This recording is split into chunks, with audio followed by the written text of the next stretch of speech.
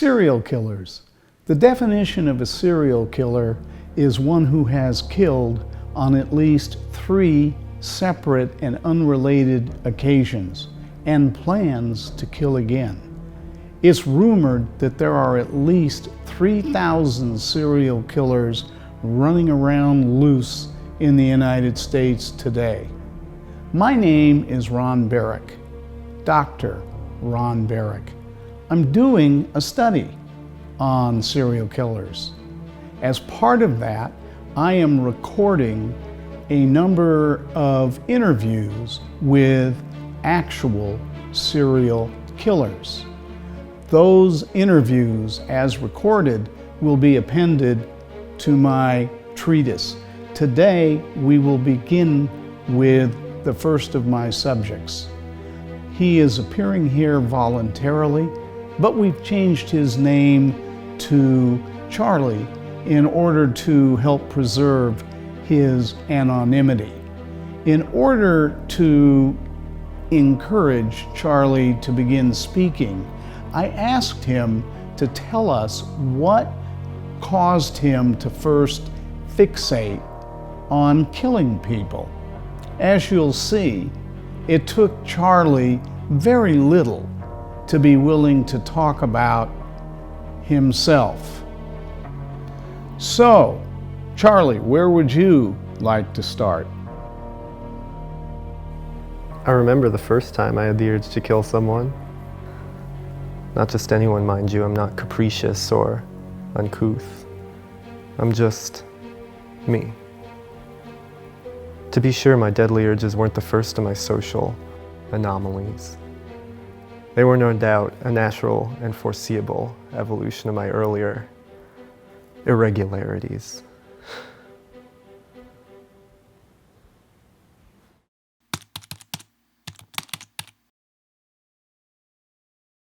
Charlie interview part 2. Please continue, Charlie. I realized before I was getting ahead of myself, something I often do. Digressing, you might say. Allow me to rewind and start at the beginning, at least as I see it. Rewind. I like that word. Because at the end of the day, that's what we're talking about, right? How I'm wound. I might be dark and stormy, but that doesn't mean the night was. I've probably always been the way I am. I just didn't know it. I thought it was them, until it finally dawned on me that I was the one who was different. Who are them, you ask? Them is everyone else. Everyone other than me. To be sure, that includes you. Me?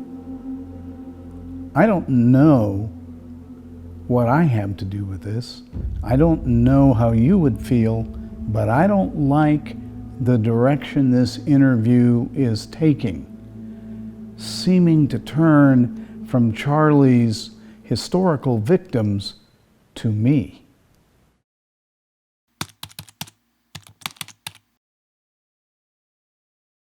Charlie interview part 3.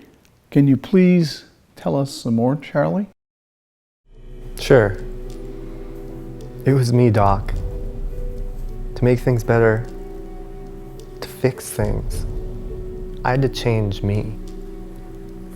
I had to change the way I was wired, the way I was wound, don't you see? But how, you ask? It's okay you ask, because I asked too. So I did some research. I read some books. Actually, I read a lot of books. And what I learned was the one way to change, to fix myself, was by writing things down about me. Essentially, like keeping a diary, so I could reflect on myself. And that made sense to me. Asked? I hadn't asked at all. Charlie sure seems to be on a roll and hell-bent on taking me along with him.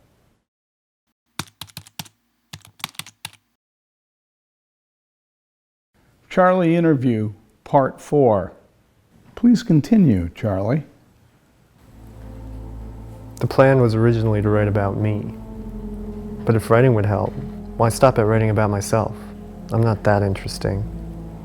Writing about me was boring. So instead of dwelling on me, I decided I would write about others. I'd write about them. That way I could become like them. Like you, Barak. But I didn't know that many people. Actually, I didn't know any people. At least, not that well. So I decided I would simply make them up in my mind. I would write fiction. I'd become a novelist. Like me? Why is Charlie becoming preoccupied with me? I didn't mean for that to happen. Not at all. Is that what psychiatrists refer to as transference? I always like rising up above the noise. But be careful what you wish for, they always say. They? Who are they?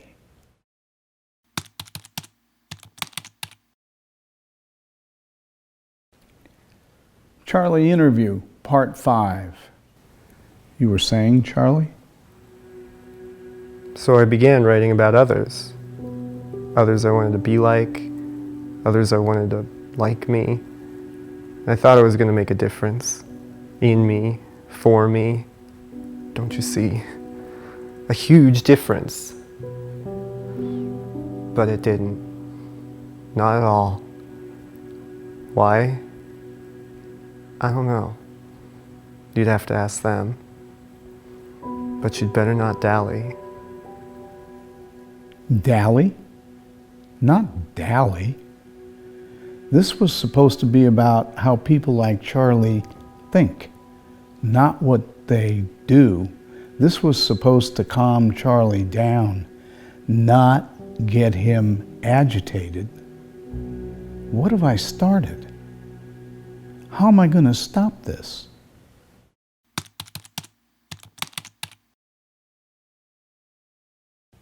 Charlie interview, part 6. Please continue, Charlie. I'm back.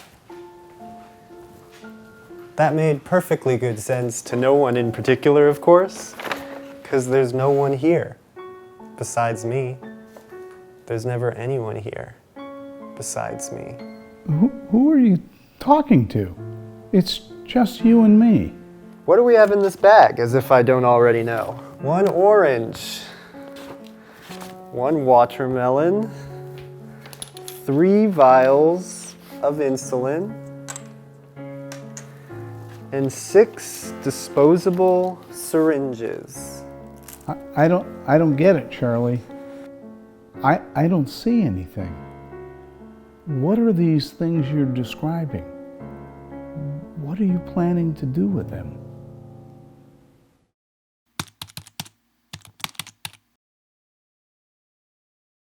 Charlie interview, part 7.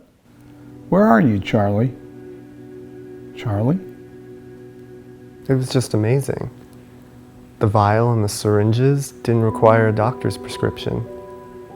Just my fake driver's license. The pharmacist didn't seem even a little bit worried. Practice, practice, practice. What a busy little beaver I am. Practice makes perfect, don't you see? Charlie, what are you doing? Who are you talking to? You're out of control. You need to stop this right now. We need to get you some help.